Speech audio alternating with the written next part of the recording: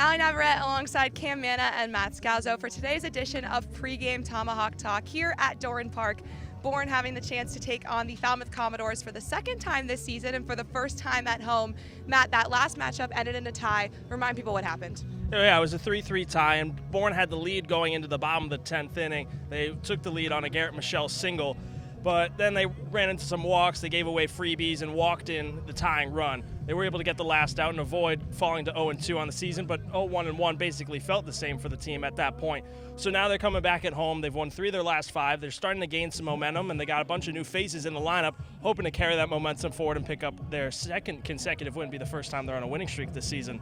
That it would. Matt mentioned some of those new faces. Tell us about them, Cam. Yeah, so we saw Bryce, Eblin, and Gage Harrelson for the team, and they looked great yesterday. And Bryce Eblin, we talked about his leadership, but you'll see Bodine, Vastine, and Peterson here today. Peterson with a single in his first debut with the team, batted over 300 at Iowa. Bodine amazing at Coastal Carolina. So the team now starting to come together. We're seeing a lot of these new faces that bring leadership, but most importantly, talent here to the Bravos.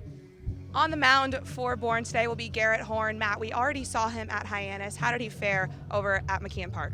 Well, he went 2 innings where he was really strong. He had 4 strikeouts through those 2 innings, including striking out the side in the first inning. But once he got into the third, he ran into some trouble. As Scott Landers talks about, if you're able to win the freebie war, you'll win games. But in that third inning, he lost a little command, struggled with some walks, gave up 4 earned runs. That's what really hurt him in that one. He's got great stuff. He has a very quick fastball, right around 94, 95 in the first inning, and then teeters off a little bit as it does with starting pitchers. But he's got great command and control, but he's got to worry about those giving away those walks. If he's able to avoid that, he'll be in for another good start.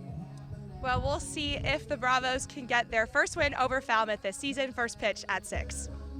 Allie Navarrete here pregame with Bryce Eblin. Bryce, you had your first game back as a Brave last night. How fun was it to be back at Doran Park?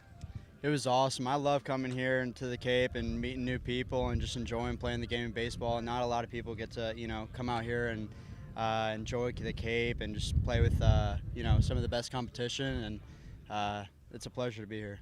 When I asked Coach yesterday about what it took to get you back here, he said not much at all. You were excited. Is that true? Yeah. No, I'm a kid loving to play baseball every day, and baseball is my favorite thing to do, and I was more than happy to come back.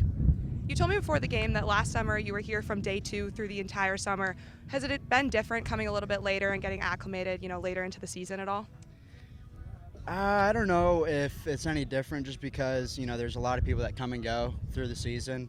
I obviously, kind of wish I came a little bit earlier, just to play a little bit more games, but, it happens, and, we're just trying to win more games and get this thing going. Yeah, and you guys obviously won a championship last year. You were championship MVP. How cool was that?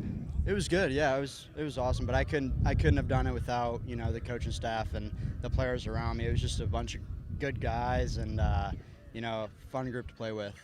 Awesome, thank you, Bryce.